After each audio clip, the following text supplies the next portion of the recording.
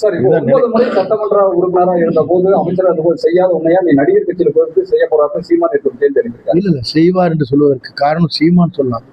சீமான் ஆட்சிக்கு வரப்போவதில்லை. அவர் சொல்வதை பற்றி நாம் கருத்து சொல்வது சரியாக இருக்காது.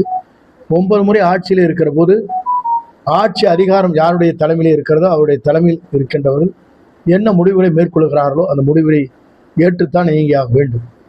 நான் தனிப்பட்ட முறையிலே என்னுடைய கருத்துக்களை சொல்லி நான் அதற்காக விமர்சனம் செய்ய இயலாது.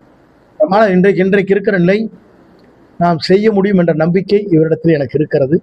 அந்த நம்பிக்கையின் அடிப்படையில் நாடு செழிக்க, மக்கள் செழிக்க, எல்லோரும் எல்லாம் பெறுவதற்கு எல்லா வகையிலும் அவர் உதவியாக இருப்பார் என்ற நம்பிக்கையோடு அதை சொல்லியிருக்கிறேன். எத்தனை தொகுதிகள் வெற்றி பெறும்? குறைந்தது 234 தொகுதிகள், 200 தொகுதிகள் வெற்றி பெறும்.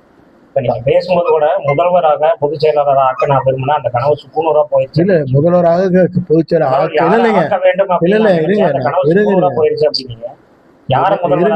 சொல்லி முடிக்கிறது தலைவா பேசுறீங்க சொல்லிட்டேன். முதல்வர் பொதுச் செயல் ஆக்கியவர் தான் என்னை தூக்கி எறிந்தார்னு சொன்னேன். அந்த வேர்ட்ஸ் கொஞ்சம் மாறி ட்ரான்ஸ்லிப் ஆயிருக்கு. முதல்வர் பொதுச் செயல் ஆக்குறது யாருனாலையும் முடியாது. எல்லோரும் எல்லாம் அதுக்கு ஈக்குவல் பவர்ஸ் இருக்கு. நீங்க 10 பேர் மீடியாங்க, 10 பேருக்கு பவர் இருக்குது. அதே மாதிரிதான் அம்மாவுக்கு பிறகு தலைவருக்கு பிறகு நாங்கள் யாரையும் ஒருவர் தலைவராக்க வேண்டும் என்றுதான் முடிவு செய்தோமே தவிர எல்லோருக்கும் அந்த தகுதி இருக்கிறது, அந்த அந்தஸ்து இருக்கிறது, ஆளுமை இருக்கிறது.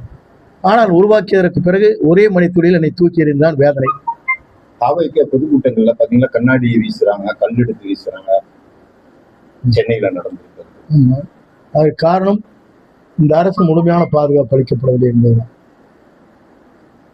ஆனா திருச்சியிலே முழு பாதுகாப்பு அளித்தார். அதற்கு நன்றியை நான் சொல்லுகிறேன். அடுத்த சுற்றுப்பயணங்கள் நாங்கள் உடனடியாக ஆய்வு செய்து கொண்டிருக்கிறோம். மாறி மாறி சுற்றுப்பயணங்கள் மாறிக்கொண்டிருக்கிறது. எங்கு பார்த்தாலும் அனுமதி பெறுவதிலே சிக்கல் இருக்கிறது. ஆகவேதான் இந்த கூட்டங்கள் நிறைவாகங்களால் தேதி அறிவித்து செயல்படுத்த முடியவில்லை. ஆகவே மாற்றங்கள் உருவாகி கொண்டிருக்கிறது.